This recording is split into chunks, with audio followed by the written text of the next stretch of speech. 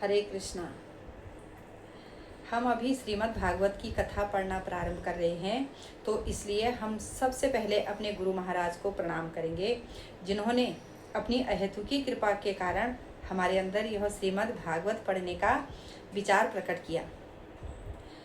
ओम अज्ञानतिमिरान्धस्य ज्ञानाञ्जनशलाकया चक्षुरुन्मीलितं येन तस्मै श्रीगुरुवे नमः।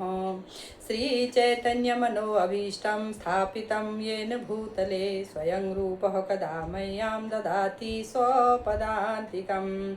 वन्देऽहं श्रीगुरो श्रीयुतापदकमलं श्रीगुरून् वैष्णवांश्च श्रीरूपं सागरजातं सहगण रघुनाथान्वितं तं सजीवं साद्वैतं सावधूतं परिजनसहितं कृष्णचैतन्यदेवं श्रीराधाकृष्णपादान् सहगण ललिता श्रीविशाखान्वितांश्च।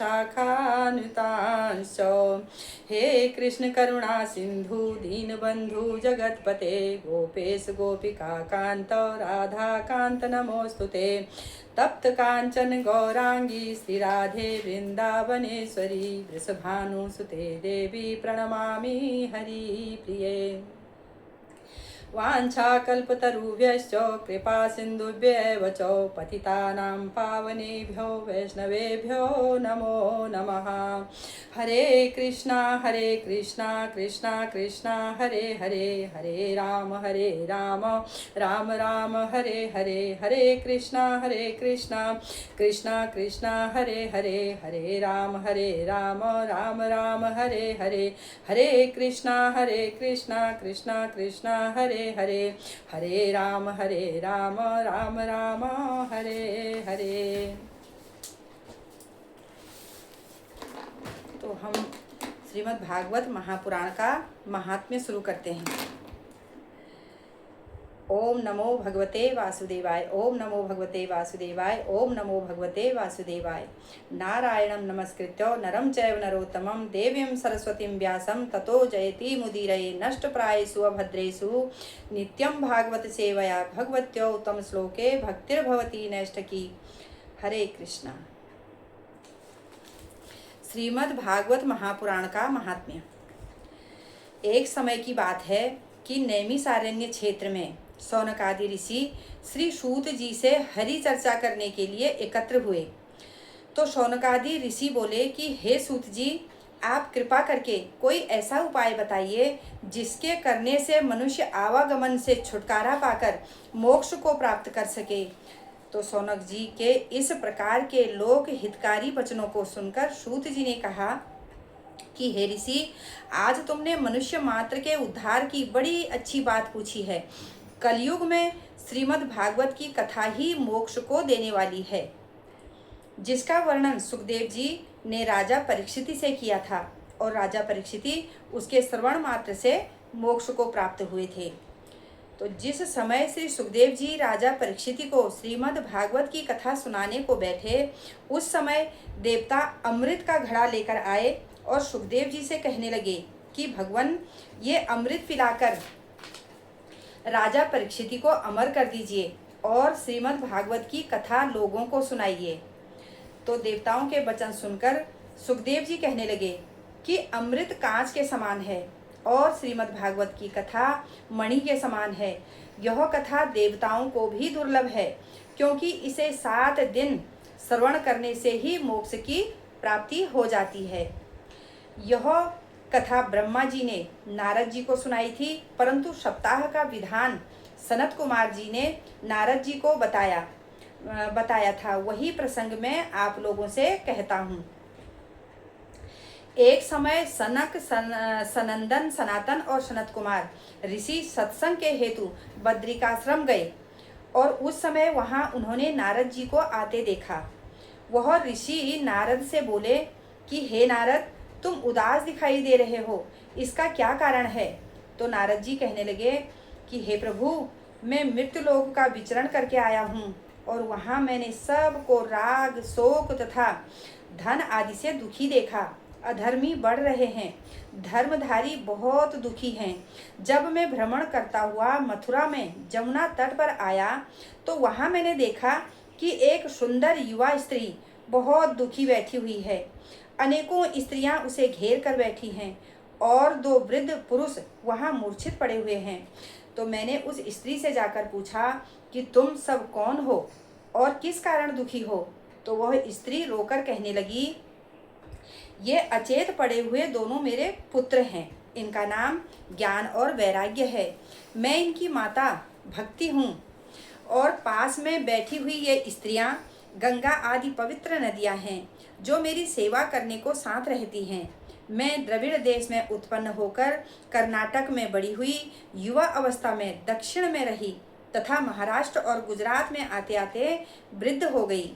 अब मैं यहाँ आकर पुनः युवा हो गई हूँ, परंतु मेरे ये पुत्र वृद्ध और अचेत पड़े हुए हैं। मैं इन्हीं के दुख से इतनी दुखी हो गई हूँ क्योंकि माता युवा और पुत्र वृद्ध, यह तो संसार का उल्टा काम है। तो नारद जी ने भक्ति से कहा कि इस समय कलयुग के प्रभाव से जप तप तथा धर्म कर्म नष्ट हो गए हैं। दुष्ट बुद्धि के प्रभाव से सब स्वार्थी हो गए हैं। ज्ञान और वैराग्य में अब कोई श्रद्धा नहीं रखता। इसी कारण तुम्हारे पुत्रों की ये दशा हुई है। परंतु यह ब्रज है, यहाँ भगवान सदैव वास करते हैं। इस कारण यहाँ भक्त भी हैं जो तुम्हारा सम्मान करते हैं। इसी कारण तुम यहाँ आकर वृद्ध से तरुण हो गई हो। अब अपने हृदय की चिंता त्यागो। इस क्षेत्र के निवासी कलयुग में भक्ति का त्याग नहीं करेंगे। तो नारद जी के वचनों को सुनकर भक्ति बोली कि राजा परीक्षित तो बहुत बलवान थे, उन्होंने इस दुष्ट कलयुग का संहार क्यों नहीं किया?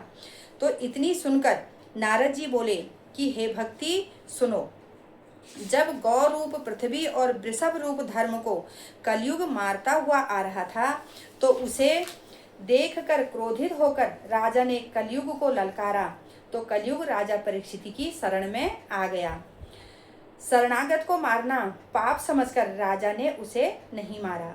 दूसरी बात यह है कि कलयुग में बुराइयां होते हुए भी एक बात सबसे अच्छी है कि अन्य युगों में जप तप समाधियों द्वारा भी जो फल प्राप्त नहीं होता, वह कलयुग में भक्ति से भगवान का नाम लेने से ही प्राप्त हो जाता है।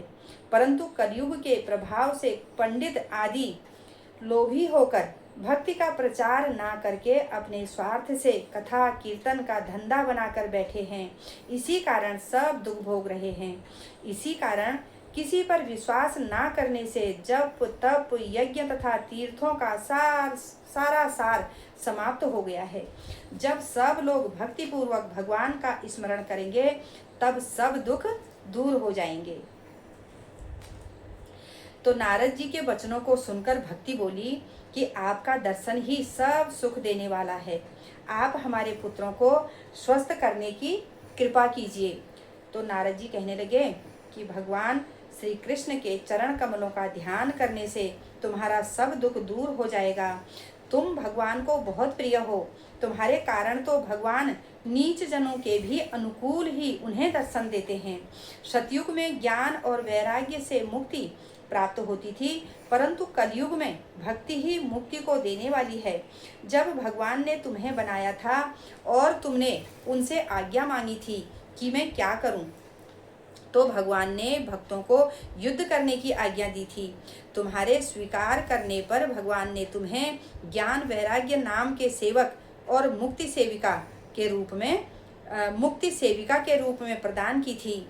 तुम्हारा निवास स्थान तो बैकुंठ है, परंतु भक्तों का पोषण करने के लिए तुम ज्ञान वैराग्य और मुक्ति के सहित पृथ्वी पर रहती हो।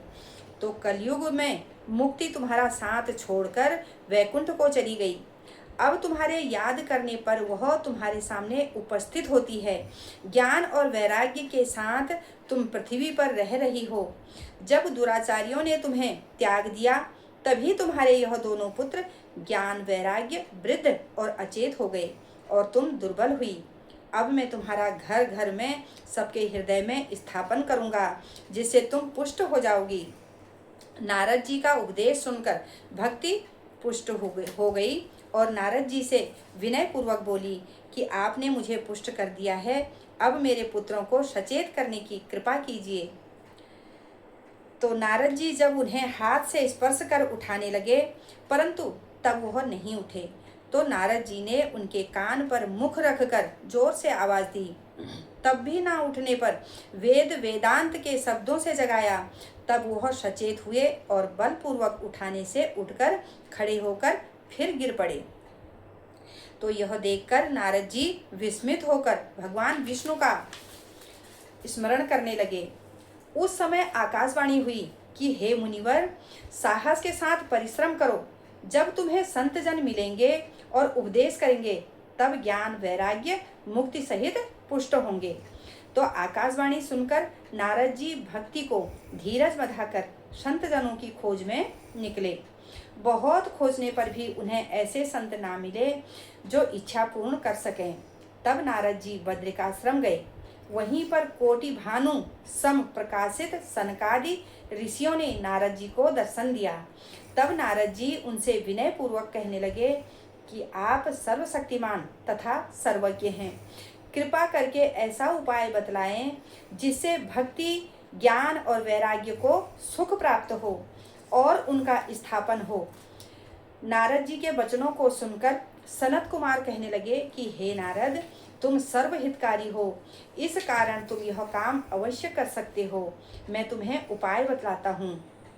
तो जिस श्रीमद् भागवत को सुखदेव जी ने राजा परीक्षित को सुनाया था, अब उसी भागवत को सुनने से भक्ति, ज्ञान और वैराग्य को शक्ति प्राप्त होगी और कलयुग में सर्व दुखों का नाश करने वाली श्रीमद् भागवत कथा ही है।